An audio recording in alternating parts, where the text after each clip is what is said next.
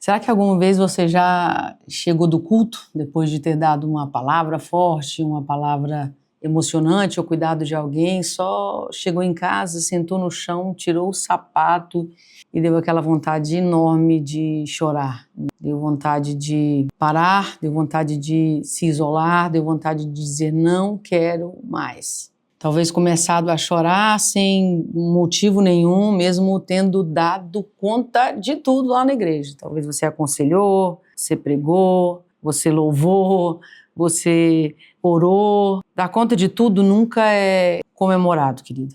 Ninguém elogia quem quebrou. E aí eu vou dizer algo para você sobre nomear as nossas dores, porque quando a gente não nomeia as nossas dores, a gente parece que vai passando batido e se esquece delas, mas eu quero nomear essa dor. Essa dor que toda mulher, talvez, vamos dizer que quase toda mulher, toda pastora passa por isso, que é a síndrome da Mulher Maravilha. Isso mesmo, talvez você esteja passando por isso e não sabe ainda, mas guarde esse nome aí com você, porque você vai se lembrar quando você estiver passando por isso, e eu quero te explicar alguma coisa sobre isso. A síndrome da Mulher Maravilha no altar, querido, é ao mesmo tempo aquela mulher que quer ser intercessora, ela cuida das irmãs, ela cuida da tesouraria, ela limpa a igreja, ela precisa até organizar até as mensagens do pastor, ela é a secretária, ela é a anfitriã, ela é a mãe exemplar, ela é a esposa de sucesso, é a líder ministerial de exemplo, é a mulher que prega no púlpito e as pessoas são tocadas. E sabe, querida, isso não é uma escolha consciente, não, isso vai sendo construído de camada em camada, por expectativas aí nunca ditas em voz alta, mas sempre cobradas. Ninguém te pediu claramente isso, mas todo mundo te cobra. E a gente volta para a Dona Marta de novo, né? A gente volta para a Senhora Marta, irmã de Maria. Ninguém pediu para ela trabalhar, ninguém pediu para ela fazer nada, ninguém havia pedido, mas estava dentro dela isso, essa síndrome, né, do serviço, a síndrome da Mulher Maravilha, que ela tinha que fazer, que ela tinha que trabalhar, que ela tinha que se esforçar e que ela tinha que fazer alguma coisa, né, e isso está dentro de nós, ninguém às vezes pede, ninguém às vezes fala, mas parece que por a gente estar no ministério, a gente tem essa cobrança, né? Eu preciso fazer, eu preciso ser, eu preciso estar. E aí o mais importante é que muitas vezes a gente não para sentar na hora do culto e cultuar ao Senhor. Não estou falando assistir culto, não. Porque assistir culto, eu acho, é igual assistir televisão. E a gente não está aqui para assistir culto, a gente está aqui na igreja para adorar ao Senhor. Então, muitas vezes a gente não faz o que é óbvio, o que de fato o Senhor nos pede, que é buscar a presença dele. A gente quer fazer um monte de coisa, né? E eu já me deparei com pastoras assim, que sabiam desde a questão de organização de tesouraria, o marido nem precisava fazer nada, não precisava mexer com nada, ficava até de boa, porque a mulher trabalhava com tudo, ela era a secretária dele, ela organizava os congressos, organizava o departamento de mulheres, era líder de mulheres, cuidava de compra e venda de coisas que precisavam na igreja e ela tinha que dar conta de tudo, porque ninguém impôs isso a ela, inclusive o seu marido. Ela mesma se impôs esse tipo de coisa.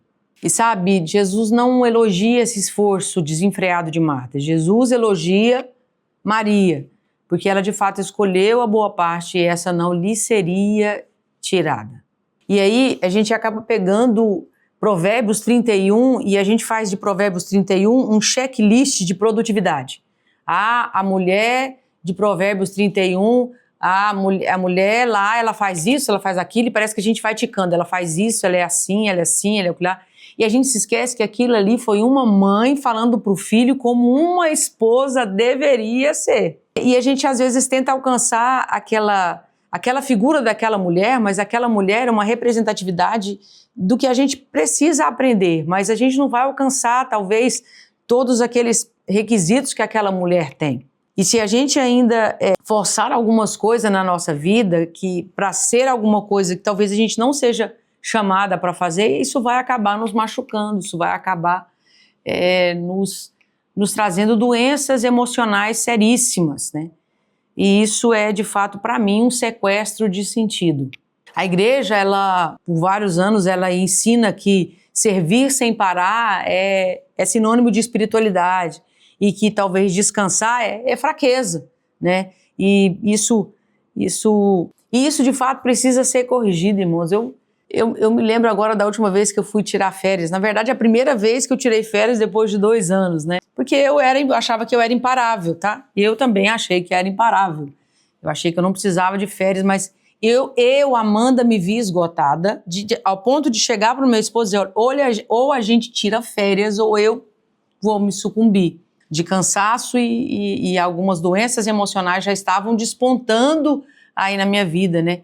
Eu estava passando por alguns problemas, algumas questões na minha vida emocional e eu não estava dando conta de lidar. Isso era uma estafa, isso era um início de burnout que eu já estava vivenciando e a gente precisa de férias. E aí eu me lembro que eu fiz uma brincadeira e comentei com alguém e a pessoa olhou para mim e disse, pastor, tira férias?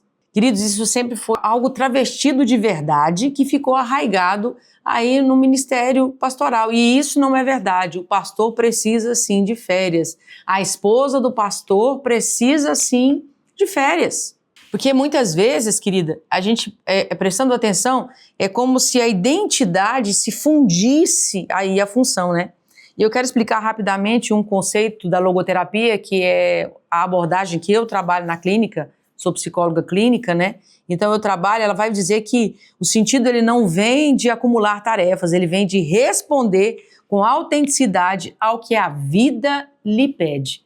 Você já parou para perceber o que o Senhor tem te pedido? Porque a logoterapia vai dizer o que a vida lhe pede, mas eu estou te fazendo uma pergunta clara, ministerial. O que o Senhor de fato lhe pediu? Você já parou para ouvir a voz dele? Porque nem tudo na igreja precisa ser você que vai fazer. O Senhor te pediu algumas coisas, igual eu não tinha muito claro o que o Senhor queria comigo e eu dava tiro para todos os lados.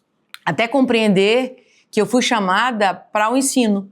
Até eu compreender que esse é o grande chamado da minha vida para esse momento, que é ensinar pessoas, que é fazer discípulos. E aí eu tenho me concentrado mais nessa área e tem sido extremamente produtivo. Quando eu sou o que faço pela igreja, todo limite parece uma ameaça de identidade. Vou fazer uma pergunta para você. Quando alguém te elogia, é pelo aquilo que você faz ou pelo que você é? Sabe? E aí a gente emenda numa questão eclesiástica, né? Que acaba impondo que reclamar do cansaço, falar de cansaço é falta de fé.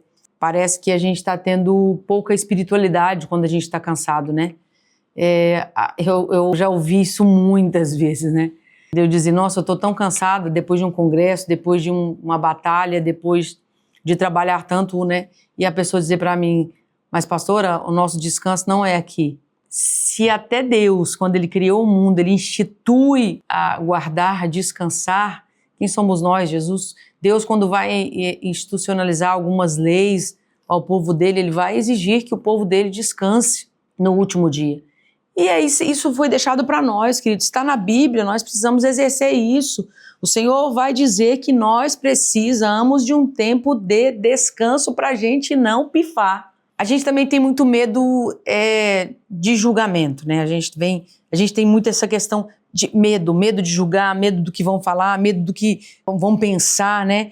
E aí a gente acha que as pessoas estão pensando que a gente é fraca, que a gente é desinteressada, que a gente não quer ajudar, que a gente não quer colocar a mão na obra, que a gente deixa os outros fazer no nosso lugar. Isso não é verdade, porque a coisa mais importante que nós precisamos ter no ministério é discípulos.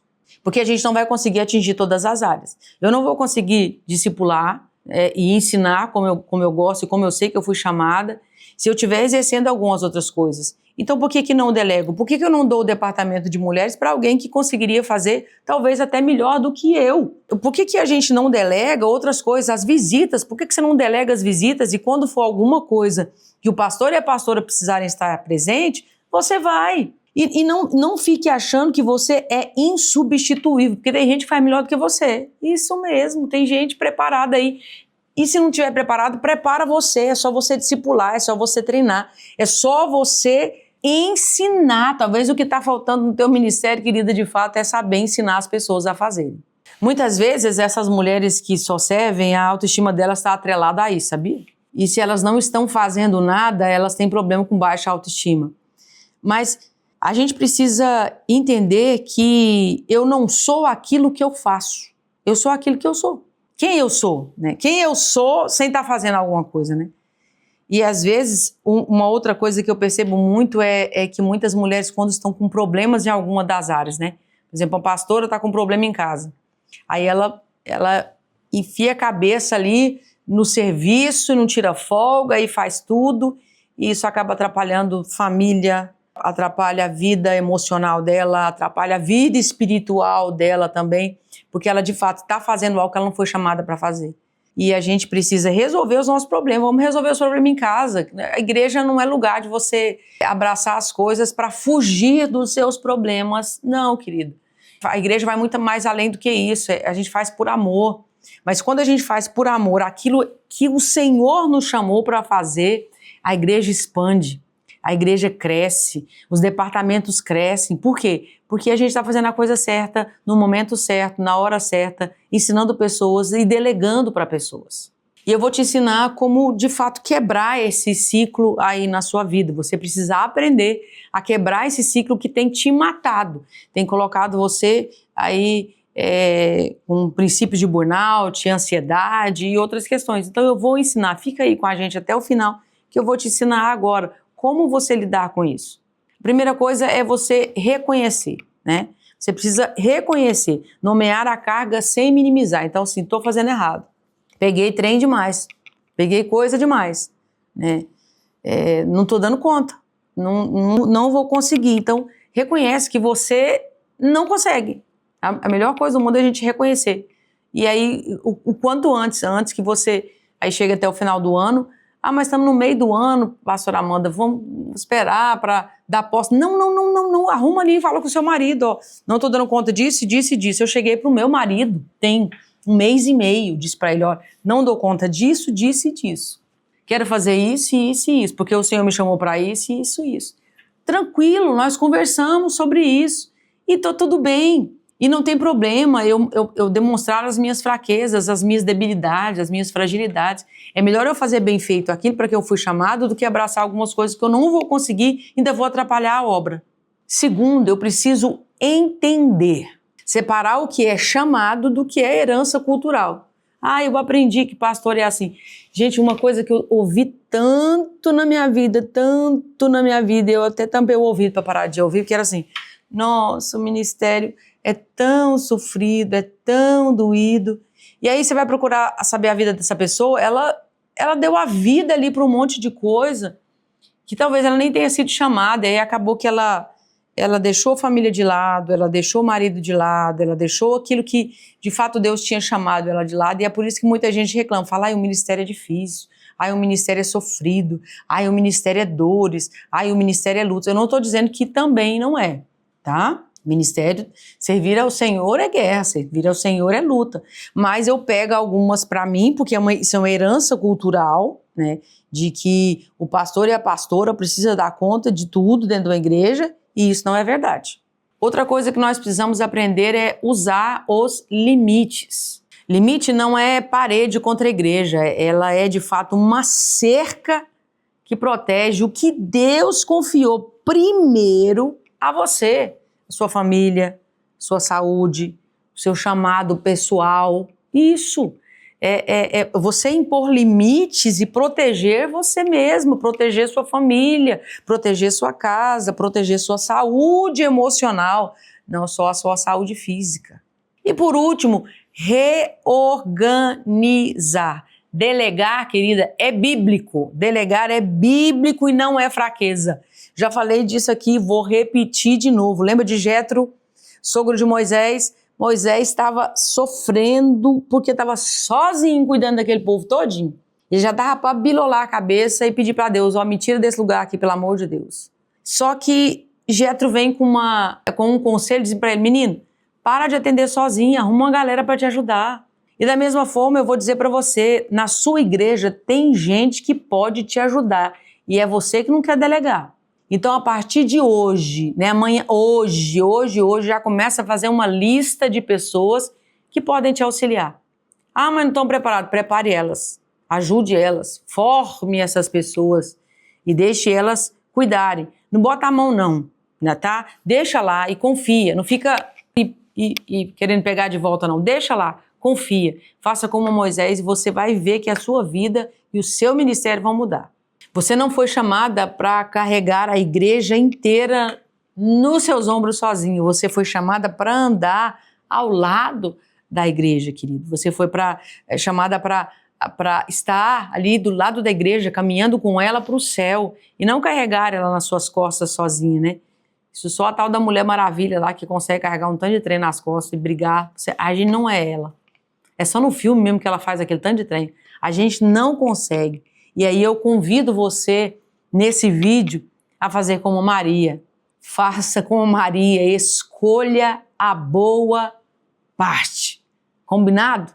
Combinado aqui certinho? E se você quer saber desses assuntos ou mais assuntos, está interessada em ter acompanhamento, você que é pastor, esposa de pastor, líder de irmãs, comenta aqui embaixo, gabinete.